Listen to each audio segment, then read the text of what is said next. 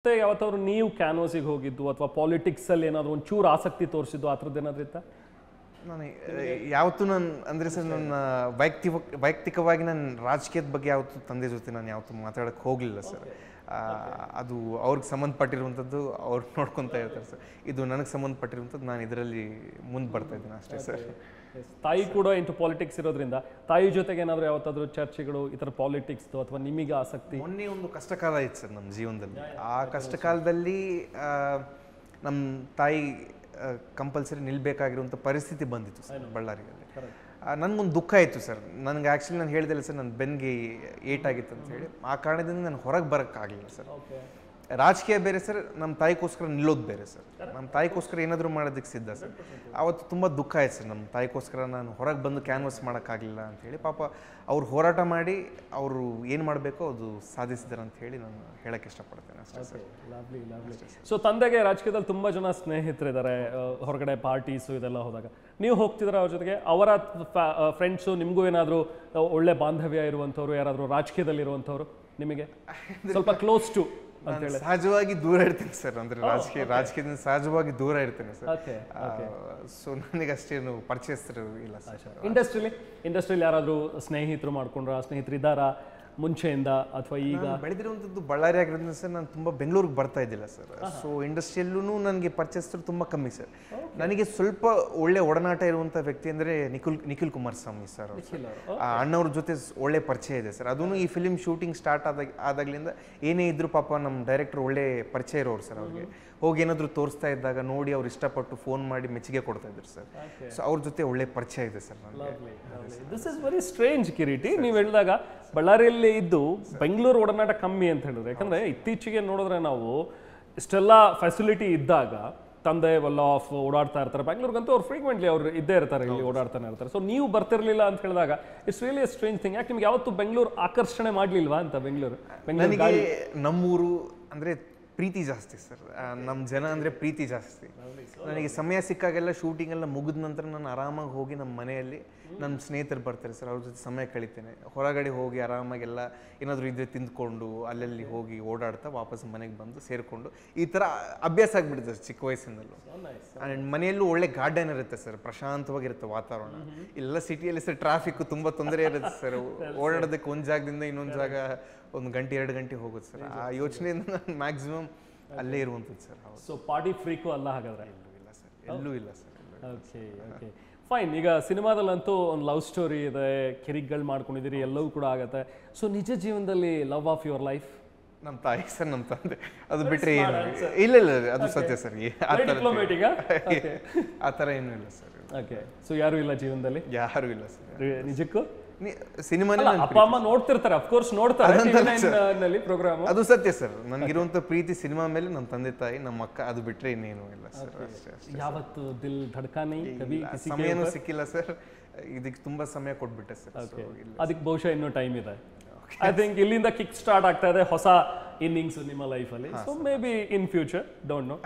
So ನಿಮ್ಮ ಕನಸಿನ ರಾಣಿ ಹೀಗಿರಬೇಕು ಅನ್ನೋದೇನಾದ್ರೂ ಇದೆಯಾ ಕಲ್ಪನೆ? ಅಫ್ಕೋರ್ಸ್ ಅಟ್ಲೀಸ್ಟ್ ಪಾಪ ಯಾರಾದರೂ ನೋಡ್ತಿರೋರು ನಿಮ್ಮನ್ನ ಪ್ರಪೋಸ್ ಮಾಡೋದಕ್ಕೆ ಏನಾದರೂ? ಸತ್ಯವಾಗಿ ಹೇಳೋದು ಸರ್, ಅಷ್ಟು ಯೋಚನೆ ನಾನು ಯಾವತ್ತೂ ಅದ್ರ ಬಗ್ಗೆ ಮಾಡೇ ಇಲ್ಲ ಸರ್. ಇಲ್ಲ ಇಲ್ಲ. ಸೊ ನಿಮ್ಮ ಕನಸಿನ ರಾಣಿ ಆದರೂ ಹೇಗಿರಬೇಕು ನಿಮ್ಮ ಹೀರೋಯಿನ್? ಓಕೆ, ನಿಮ್ಮ ಜೀವನದ ಹೀರೋಯಿನ್ ಹೇಗಿರಬೇಕು ಅಂತ? ನಮ್ಮ ತಾಯಿನ ಚೆನ್ನಾಗಿ ನೋಡ್ಕೊಂಡ್ರೆ ಸಾಕು ಸರ್, ಅಷ್ಟು ಬಿಟ್ಟರೆ ಅಷ್ಟೇ ಸಾಕು. So sweet of you. ಇಲ್ಲ ಇಲ್ಲ ಸರ್.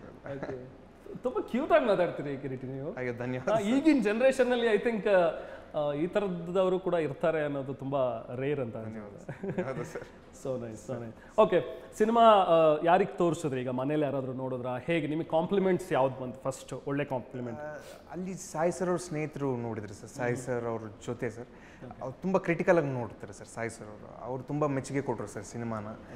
ಕೆಲವು ಕರೆಕ್ಷನ್ಸ್ ಅವು ಇವತ್ತು ಎಲ್ಲ ಮಾಡಿ ಒಟ್ಟಾರೆ ಸರ್ ಈಗ ಫೈನಲ್ ಎಡಿಟ್ ಎಲ್ಲ ಲಾಕ್ ಆಗಿ DSP ಸರ್ ಅವ್ರ ಹತ್ರ ಹೋಗಿದೆ ಸರ್ ಫೈನಲ್ ರೆಕಾರ್ಡಿಂಗ್ಗೆ. ಸೊ ಈಗ ಚಿತ್ರ ಲಾಕ್ ಸರ್. ಎಲ್ಲರೂ ನೋಡಿ ತುಂಬ ಖುಷಿಪಟ್ಟು ಕಳಿಸಿರುವಂಥದ್ದು ಸರ್. ಅದು ದೇವಿಶ್ರೀ ಪ್ರಸಾದ್ ಸರ್ ಅವರು ನೋಡಿದ್ರು ಸರ್, ಅವರು ತುಂಬ ಇಷ್ಟಪಟ್ಟರು. ಸೊ ನಮ್ಮ ಟೀಮಿಂದ ಎಲ್ಲರೂ ಒಳ್ಳೆ ಮೆಚ್ಚುಗೆ ಕೊಟ್ಟಿದ್ರು ಸರ್. ನಮ್ಮ ಕನ್ನಡ ಚಿತ್ರರಂಗದಿಂದನೂ ನಮ್ಮ ರಾಧಾಕೃಷ್ಣ ಅವ್ರಿಗೆ ಪರಿಚಯ ಇರುವಂಥ ವ್ಯಕ್ತಿಗಳೆಲ್ಲ ನೋಡಿದ್ರು ಸರ್. ಅಶ್ವಿನಿ ಮೇಡಮ್ ಅವ್ರು ನೋಡಿದ್ರು, ಅವರು ಒಳ್ಳೆ ಮೆಚ್ಚುಗೆ ಕೊಟ್ಟರು ಸರ್ ಸಿನಿಮಾಗೆ. ಸೊ ಎಲ್ಲರೂ ಇಷ್ಟಪಟ್ಟು ಮಾಡಿದ್ರು ಸರ್. ನಿಮ್ಮ ಪರ್ಫಾರ್ಮೆನ್ಸಿಗೆ ಪರ್ಟಿಕ್ಯುಲರ್ಲಿ ಯಾರಾದರೂ ಒಬ್ಬರು ಹೇಳಿದವರು, ಬೆನ್ನು ತಟ್ಟಿದವರು, yes you did a great job ಅಂತ ಹೇಳಿದವ್ರೆ ಅಂತಾರೆ? ಅದು ನಡೆಯುವಂಥದ್ದು ಸರ್ ನಮ್ಮ ಸೆಟ್ಟಲ್ಲಿ ಸರ್. ನಾವು ಸೆಟ್ಟಲ್ಲಿ ಶೂಟ್ ಮಾಡ್ತಾ ಇದ್ದಾಗ ನಮ್ಮ ಜೊತೆ ನಟನೆ ಮಾಡ್ತಿರುವಂಥ ನಮ್ಮ ಸಹ ನಟರು ಮತ್ತು ಟೆಕ್ನಿಷಿಯನ್ಸ್ ಯಾರು ಸೆಟ್ಟಲ್ಲಿ ಇರ್ತಾರೆ, ಟೆಕ್ನಿಷಿಯನ್ಸ್ ಅಂದರೆ ಸೆಟ್ಟಲ್ಲಿ ಕೆಲಸ ಮಾಡ್ತಿರೋಂಥ ವ್ಯಕ್ತಿಗಳಾಗಿರ್ಬೋದು ಸರ್. ಅವ್ರು ಎಷ್ಟೋ ಹೀರೋಗಳ ಜೊತೆ, ಎಷ್ಟೋ ಆ್ಯಕ್ಟರ್ ಜೊತೆ ಮಾಡ್ತಾರೆ ಸರ್. ಅವರು ಲೈಫ್ ಸರ್ ಅದು. ನಮ್ಮದು ಅದು ಮೊದಲನೇ ಅವಕಾಶ ಸರ್ ಸಿಕ್ಕಿರುವಂಥದ್ದು. ಸೊ ನಾವು ಏನಾದರೂ ಮಾಡಿದಾಗ ಅವರು ಕೊಡುವಂಥ ಪ್ರೋತ್ಸಾಹನೇ ನನಗೆ ತುಂಬ ಹೆಲ್ಪ್ ಮಾಡುತ್ತೆ ಸರ್, ಒಂದು ಕಾನ್ಫಿಡೆನ್ಸ್ ತುಂಬ್ತಾ ಇತ್ತು. ಸೊ ಅದು ತುಂಬ ಹೆಲ್ಪ್ ಆಯಿತು ಸರ್. Okay. And Genelia after very long gap ಮತ್ತೆ ಸೌತಿಗೆ ಬರ್ತಾ ಇದ್ದಾರೆ ಜೆನಿಲಿಯಾ ಅವರು. ಸೊ ಹೇಗಿತ್ತು ಜೆನಿಲಿಯಾ ಅವ್ರ ಜೊತೆಗೆ ಸ್ಕ್ರೀನ್ ಶೇರ್ ಮಾಡಿದ್ದು? ನಿಜ ಹೇಳಬೇಕಂದ್ರೆ one of the finest women ನಾನು ಮೀಟ್ ಆಗಿರೋದ್ರಲ್ಲಿ ಸರ್.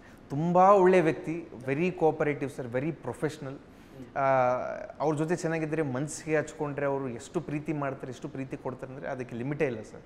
ಅಷ್ಟು ಒಳ್ಳೆಯ ವ್ಯಕ್ತಿ. ಆ್ಯಂಡ್ ಪರ್ಫಾರ್ಮೆನ್ಸಲ್ಲೂ ಟಾಪ್ ನಾಚ್ ಪರ್ಫಾರ್ಮರ್ ಸರ್. ತುಂಬ ಅದ್ಭುತವಾದಂಥ ಪರ್ಫಾರ್ಮೆನ್ಸ್ ಮಾಡ್ತಾರೆ ಅವರು. ನಾನು ಹತ್ತಿರದಿಂದ ನೋಡಿದ್ದೆ.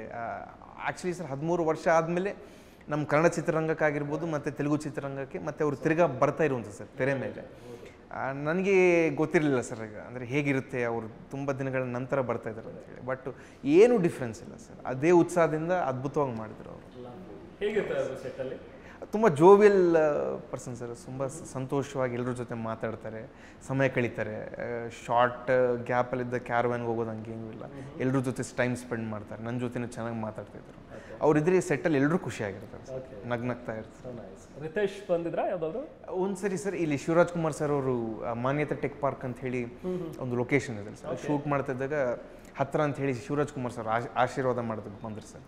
ಜೆನಿಲಿಯಾ ಅವರು ಇದ್ರು ಸರ್, ರಿತೇಶ್ ಸರು ಬಂದಿದ್ರು ಸರ್. ಸರ್ ಅವ್ರು ಬರ್ತಾ ಇದ್ದಾರೆ ಅಂತ ಹೇಳಿ ಗೊತ್ತಾದ್ಮೇಲೆ ಒಂದಿನ ಮುಂಚೆ ಬಂದು ಸರ್ನೆಲ್ಲ ಭೇಟಿಯಾಗಿ ಹೋದ್ರು ಸರ್. ಓಕೆ. ಸೊ ತುಂಬ ಇಷ್ಟಪಟ್ಟು ಆ್ಯಂಡ್ ಆಫ್ ಕೋರ್ಸ್ ತುಂಬ ಶ್ರಮವಹಿಸಿ ಮಾಡಿರುವಂಥ ಒಂದು ಚಿತ್ರ. ಟೀಸರ್ ನೋಡ್ತಾ ಇದ್ರೇ ತುಂಬ ಇಂಪ್ರೆಸಿವ್ ಆಗಿದೆ. ನಿಮ್ಮ ಒಂದು ಡಾನ್ಸು, ನಿಮ್ಮ ಫೈಟ್ಸು, ಇದೆಲ್ಲವೂ ಕೂಡ ನಿಮಗೆ ಒಂದು ಮೇಯ್ನಾಗಿ ಒಂದು ಸ್ಯಾಟಿಸ್ಫ್ಯಾಕ್ಷನ್ ಬೇಕು. ಒಂದು ಒಳ್ಳೆ ಸಿನಿಮಾ ಮಾಡಿದ್ದೀನಪ್ಪ ನಾನು ಒಬ್ಬ ಹೀರೋ ಆಗಿ ಇಂಟ್ರೊಡ್ಯೂಸ್ ಆಗೋದಕ್ಕಿಂತ ನಾನೊಬ್ಬ ಒಳ್ಳೆ ನಟನಾಗಿ ಬರಬೇಕು ಸಿನಿಮಾ ಲ್ಯಾಂಡಿಗೆ ಅಂತೇಳಿ. ಸೊ ಅದು ಬಹುಶಃ ನಿಮಗೆ ಅನಿಸಿದೆ ಅಂತ. Yes, I have done my ಜಾಬ್ನ ಟು ದ ಬೆಸ್ಟ್ ಅಂತ ಹೇಳಿ. ಅಂದರೆ ನಾವು ಏನೇ ಇದ್ರು ಸರ್, ಎಷ್ಟೇ ಸುಳ್ಳು ಹೇಳಿದ್ರು ನಮ್ಮ ಮನಸ್ಸಾಕ್ಷಿಗೆ ನಾವು ಸುಳ್ಳು ಹೇಳೋದಕ್ಕಾಗಲ್ಲ ಸರ್. ಸೊ ನೋಡಿದಾಗ ನನ್ನ ಮನಸ್ಸಾಕ್ಷಿಗೆ ನಿಜವಾಗ್ಲೂ ನನ್ನ ಕಡೆಯಿಂದ ನ್ಯಾಯ ಮಾಡಿದ್ದೀನಿ ಅಂತ ಹೇಳಿ ಇತ್ತು ಸರ್. ನಾನು ಒಬ್ಬನೇಲ್ಲ ಸರ್, ಇಲ್ಲಿ ಈ ಚಿತ್ರದಲ್ಲಿ ಭಾಗವಹಿಸಿರುವಂಥ ಟೆಕ್ನಿಷಿಯನ್ಸ್ ಆಗಿರ್ಬೋದು ಸರ್, ನಟರಾಗಿರ್ಬೋದು, ಎಲ್ಲರೂ ಅವ್ರ ಕಡೆಯಿಂದ 100% ಕೊಟ್ಟಿದ್ದಾರೆ ಸರ್. ತುಂಬ ಇಷ್ಟಪಟ್ಟು ಪ್ರೀತಿಯಿಂದ ಮಾಡಿದ್ದಾರೆ. ಆಗಲೇ ಅದ್ಭುತವಾದಂಥ ಚಿತ್ರ ಮಾಡೋದಕ್ಕೆ ಸಾಧ್ಯ ಸರ್. ಅದು 18th ನೋಡಿದಾಗ ಜನಗಳು 100% ಇಷ್ಟಪಟ್ಟು ಹೇಳ್ತಾರೆ ಸರ್, ಅದು ಒಳ್ಳೆ ಫಿಲ್ಮ್ ಅಂತ ಹೇಳಿ ನನ್ನ ನಂಬಿಕೆ ಸರ್ ಅದು. So nice. So promotional activities ಎಲ್ಲ ಹೇಗೆ ಸಾಗ್ತಾ ಇದೆ, ಹೇಗೆ ಪ್ಲ್ಯಾನ್ ಮಾಡ್ಕೊಂಡು? ಅದಾದಮೇಲೆ ಸರ್ ಇನ್ನು ನೆಕ್ಸ್ಟ್ ಒಂದು ಮಾಸ್ ಸಾಂಗ್ ಬರ್ತಾ ಇದೆ ಸರ್, ಅದನ್ನು ಬಿಡುಗಡೆ ಮಾಡಿ ಮತ್ತು 10ನೇ ತಾರೀಕು ಟ್ರೈಲರ್ ಲಾಂಚ್ ಮಾಡ್ತಿದ್ದೀವಿ ಸರ್ ಇಲ್ಲೇ. ಅದಾದಮೇಲೆ ಬಳ್ಳಾರಿಯಲ್ಲೂ ಒಂದು ಪ್ರೀ-ರಿಲೀಸ್ ಫಂಕ್ಷನ್ ಮಾಡ್ತಿದ್ದೀವಿ ಸರ್ 13ನೇ ತಾರೀಕು. ಈ ಥರ ಇದೆ sir next. So full time into acting, full time into cinema ಫೀಲ್ಡಲ್ಲಿ ಇರಬೇಕು ಅನ್ನೋಂಥದ್ದು ಡಿಸೈಡ್ ಮಾಡಿದ್ದೀರಾ? ಇಲ್ಲೇ ಏನೇ ಮಾಡಿದ್ರು ಕೂಡ ನಾನು ಇದೇ ಫಿಲ್ಮ್ ಲ್ಯಾಂಡಲ್ಲಿ ಮಾಡ್ತೀನಿ ಅಂತ? ಅದು ಅಂತೂ ಖಂಡಿತ ಸರ್. ಏನೇ ಇದ್ರೂ ಕನ್ನಡ ಚಿತ್ರರಂಗ ಬಿಟ್ಟು ಹೋಗೋದಕ್ಕೆ ನನಗೆ ಯಾವತ್ತೂ ಮನಸ್ಸು ಬರೋದೂ ಇಲ್ಲ ಸರ್. ನಾನು ಯಾವಾಗೂ ನಿರ್ಧಾರ ಮಾಡ್ಕೊಂಡಿದ್ದೆ ಸರ್. ಪುನೀತ್ ಸರ್ ನೋಡಿ ಅವ್ರ ಆಶೀರ್ವಾದದಿಂದ ಇವತ್ತು ನಾನು ಇಲ್ಲಿಗೆ ಬಂದಿದ್ದೀನಿ ಸರ್. ಅವ್ರ ಸ್ಫೂರ್ತಿ ಇದ್ದಿಲ್ಲ ಅಂದರೆ ನಾನು ಯಾರೂ ಅಲ್ಲ ಸರ್. ಅವ್ರ ಸ್ಫೂರ್ತಿಯಿಂದನೇ ನಮ್ಗೆ ಕಷ್ಟಪಡಬೇಕಂತ ಹೇಳಿ ಮನಸ್ಸಲ್ಲಿ ಮೊದಲನೇದಾಗಿ ಬರೋದು ಸರ್. ಸೊ ನಾನು ಆ್ಯಂಡ್ ಅದಲ್ಲದೆ ನಮ್ಮ ಕುಟುಂಬಕ್ಕೆ ತುಂಬ ಕೊಟ್ಟಿದ್ದಾರೆ ಸರ್ ಕರ್ನಾಟಕದ ಜನತೆ. ಸೊ ನಾವು ಏನೇ ಇದ್ದರೂ ಕಷ್ಟಪಟ್ಟು ಇವ್ರಿಗೋಸ್ಕರನೇ ಸರ್, ಅಷ್ಟೇ. ಸೊ ನಿಮಗೆ ಆ್ಯಕ್ಟಿಂಗ್, ಡಾನ್ಸಿಂಗಲ್ಲಿ ಒಬ್ಬ ರೋಲ್ ಮಾಡೆಲ್ ಅಂತ ಹೇಳಿದ್ರೆ Puneeth Rajkumar of course Spoorthi. So ಅದನ್ನು ಹೊರತುಪಡಿಸಿದ್ರೆ ನೀವು ತುಂಬ ಅಡ್ಮೈರ್ ಮಾಡುವಂಥ ನಟ? ತೆಲುಗುವಲ್ಲಿ ಜೂನಿಯರ್ NTR ಸರ್ ಅಂದರೆ ಸ್ವಲ್ಪ ಅಭಿಮಾನ ಸರ್. ಅವರು ನಟನೆ ಆಗಿರಲಿ ಸರ್, ಅವ್ರ ನೃತ್ಯ ಆಗಿರಲಿ, ಅವ್ರ ಬಗ್ಗೆ ತುಂಬ ಕೇಳ್ತಾ ಇದ್ದೆ ಸರ್. ಇಂಡಸ್ಟ್ರಿಯಲ್ಲಿ ಯಾರಾದರೂ ನಾನು ಟ್ರೈನಿಂಗ್ ಮಾಡೋಕ್ಕೆ ಬರೋ ಡ್ಯಾನ್ಸರ್ಸ್ ಯಾರಾದರೂ ಇದ್ದಾಗ ತುಂಬ ಹೊಗಳ್ತಾ ಇದ್ರು ಸರ್ ಅವ್ರ ಬಗ್ಗೆ. ಸೊ ಅವರು ತೆಲುಗು ಇಂಡಸ್ಟ್ರಿಯಿಂದ ಅವರು ಅಂದರೆ ತುಂಬ ಇಷ್ಟ ಸರ್. ಎಸ್ ಕಿರೀಟಿ, ತುಂಬ ಖುಷಿ ಅನ್ನಿಸ್ತು ನಿಮ್ಮ ಜೊತೆಗೆ ಮಾತಾಡಿ. ಯಾಕಂದರೆ ಮುಕ್ತವಾಗಿ ಮಾತಾಡೋದು ಅನ್ನೋದಿದೆಯಲ್ಲ, ಅಂದರೆ ಯಾವುದು ಮುಚ್ಚುಮರ ಇಟ್ಕೊಂಡು ಬಚ್ಚಿಟ್ಕೊಂಡು ಏನೋ ಹೇಳಬೇಕು ಅಥವಾ ಏನೋ ಒಂದು ಸುಳ್ಳು ಹೇಳೋದು ಅನ್ನೋದಲ್ಲ, ತುಂಬ ಮುಕ್ತವಾಗಿ ತುಂಬ ಮನಸ್ಸು ಬಿಚ್ಚಿ ಮಾತನಾಡಿದ್ರಿ. ಸೊ ಫಸ್ಟ್ ಇಂಟರ್ವ್ಯೂ ಖಂಡಿತ ಅನಿಸ್ತಾ ಇಲ್ಲ ನಿಮ್ಮ ಜೊತೆಗೆ. ಆ್ಯಂಡ್ ನನ್ನ ಮೊದಲನೇ ಇಂಟರ್ವ್ಯೂ ನಿಮ್ಮ ಮೂಲಕ ಸರ್ ಆಗ್ತಾ ಇರುವಂಥದ್ದು. ಅದು ನಾನು ಹೇಳ್ತಾ ಇದ್ದೀನಿ ಸರ್, ನನಗೆ ತುಂಬ ಖುಷಿ ಸರ್. ಚಿಕ್ಕ ಹುಡುಗ ಇದ್ದಾಗಲಿಂದ ನಿಮ್ಮನ್ನು ನೋಡ್ತಾ ಬೆಳೆದಿರುವಂಥ. ನಾವು ತುಂಬ ದೊಡ್ಡವರು, ನೀವು ದೊಡ್ಡವರೇ ಸರ್, ನೀವು ದೊಡ್ಡವರೇ ಸರ್.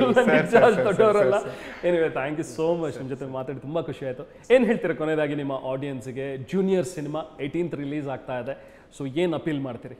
ಸರ್, ನಾನು ಮತ್ತೆ ಹೇಳ್ತಾ ಇರೋ ಹಾಗೆ ಸರ್, ಕನ್ನಡ ಚಿತ್ರರಂಗಕ್ಕೆ ನನ್ನ ಕಡೆಯಿಂದ ನಾನು ಸಾವಿಕ್ಕಿಂತ ಮುಂಚೆ ಏನಾದರೂ ಒಂದು ಕೊಡುಗೆ ಕೊಡಬೇಕು ಅನ್ನೋದು ನನ್ನ ಆಸೆ ಸರ್. ಆ ಒಂದು ಉದ್ದೇಶದಿಂದ ಕಷ್ಟಪಟ್ಟು ಇಷ್ಟಪಟ್ಟು ತುಂಬ ಜನ ಎಫರ್ಟ್ ಹಾಕಿ ಮಾಡಿರುವಂಥ ಚಿತ್ರ ಜೂನಿಯರ್ ಸರ್. 18ನೇ ತಾರೀಕು ಕೇವಲ ಕನ್ನಡ ಮತ್ತು ಕರ್ನಾಟಕದ ಜನತೆಗಾಗಿ ನಾವು ಬಿಡುಗಡೆ ಮಾಡ್ತಿರುವಂಥ ಚಿತ್ರ ಸರ್ ಇದು. ಸೊ ಅವರೆಲ್ಲರೂ ಆಶೀರ್ವಾದ ಕೊಡಬೇಕು. ಮತ್ತು ಅದೇ ಸಂದರ್ಭದಲ್ಲಿ ನನ್ನ ತಾಯಿ ಸಮಾನ ಸರ್, ಅಶ್ವಿನಿ ಮೇಡಮ್ ಅವರು ಚಿತ್ರನೂ ಬರ್ತಾ ಇದೆ ಸರ್. PRK ಪ್ರೊಡಕ್ಷನ್ಸಿಂದ ಯಕ್ಕ ಅಂತ ಹೇಳಿ ಯುವರಾಜ್ ಕುಮಾರ್ ಅಣ್ಣ ಅವರು ಫಿಲ್ಮು, ಅದೂ ಗೆಲ್ಲಬೇಕು ಸರ್. ಈಗ ಚಿತ್ರರಂಗದಲ್ಲಿ ಯಾವುದೇ ಸಿನಿಮಾ ಬಂದರೂ ಅದು ಗೆಲ್ಲೋದು ತುಂಬ ಮುಖ್ಯ ಇದೆ sir. It's a straight conflict, it's a straight fight between junior and Yakka. Fight ಅನ್ನುವಂಥದ್ದು ಏನೂ ಇಲ್ಲ ಸರ್. ಅವ್ರು ನನಗಿಂತ ಹಿರಿಯರು ಸರ್, ಅಣ್ಣ ಅವ್ರು ಗೆಲ್ಲಬೇಕಂತ ಹೇಳಿ ನನ್ನ ಮನಸ್ಸಲ್ಲಿ ಆ ಸಿನಿಮಾ ಫಸ್ಟ್ ಆಫ್ ಆಲ್ ಗೆಲ್ಲಬೇಕಂತ ಹೇಳಿ ಅತಿ ಹೆಚ್ಚು ಪ್ರಾರ್ಥನೆ ಮಾಡ್ತಾ ಇರುವಂಥ ವ್ಯಕ್ತಿಗಳಲ್ಲಿ ನಾನು ಒಬ್ಬನು ಸರ್. ಯಾಕಂದರೆ ಕಂಪಲ್ಸರಿ ಕನ್ನಡ ಚಿತ್ರರಂಗದಲ್ಲಿ ಈಗ ಸರ್, ಈಗಿರುವಂಥ ಸಂದರ್ಭದಲ್ಲಿ ಕನ್ನಡ ಚಿತ್ರ ಗೆದ್ದರೆ ಜನಗಳಿಗೆ ಉತ್ಸಾಹ ಜಾಸ್ತಿ ಆಗುತ್ತೆ. ಇನ್ನು ಯುವ ನಟರು ಬರ್ತಾರೆ, ಯುವ ನಿರ್ದೇಶಕರು ಬರ್ತಾರೆ, ಅದರಿಂದ ಇಂಡಸ್ಟ್ರಿ ಬೆಳೆಯುತ್ತೆ ಸರ್. ನಾವು ಬೇರೆ ಇಂಡಸ್ಟ್ರಿಗಳ ಜೊತೆ ಕಾಂಪೀಟ್ ಮಾಡಬೇಕಾಗಿರೋ ಪರಿಸ್ಥಿತಿ ಕಂಪಲ್ಸರಿ ಇದೆ ಸರ್. ಅದು ಓನ್ಲಿ ಸಾಧ್ಯ ಆಗೋದು ಯುವ ನಟರು ಮತ್ತು ಯುವ ನಿರ್ದೇಶಕರು ಬಂದರೆ ಸರ್. ಬಂದರೆ 100% ಪ್ರೋತ್ಸಾಹನೆ ಜಾಸ್ತಿ ಆಗುತ್ತೆ, ಬೆಳೆಯುತ್ತೆ ಸರ್. ನಮ್ಮ ಇಂಡಸ್ಟ್ರಿ ಇನ್ನೂ ತುಂಬ ದೊಡ್ಡ ಮಟ್ಟಿಗೆ ಬೆಳೆಯುತ್ತೆ sir. So lovely, Kireeti. Nice talking to you. ತುಂಬ ಖುಷಿ ಆಯಿತು ನಿಮ್ಮ ಜೊತೆಗೆ ಮಾತಾಡಿ. ಜೂನಿಯರ್ ಸಿನಿಮಾ ಇದೇ 18ನೇ ತಾರೀಕು ರಿಲೀಸ್ ಆಗ್ತಾ ಇದೆ. ಎಲ್ಲರೂ ಕೂಡ ಥಿಯೇಟ್ರಿಗೆ ಹೋಗಿ ಸಿನಿಮಾ ನೋಡಿ ಅಂತ ನಾವು ಕೂಡ ಅಪೀಲ್ ಮಾಡ್ತೀವಿ. ಒಳ್ಳೆಯದಾಗಲಿ, ಮತ್ತೆ ಮಾತಾಡೋಣ. ಮತ್ತೆ ಸಾಕಷ್ಟಿದೆ ಸಿನಿಮಾ ಬಗ್ಗೆ ಮಾತಾಡುವಂಥದ್ದು. Thank you so much. All the very best. Thank you Kiriti.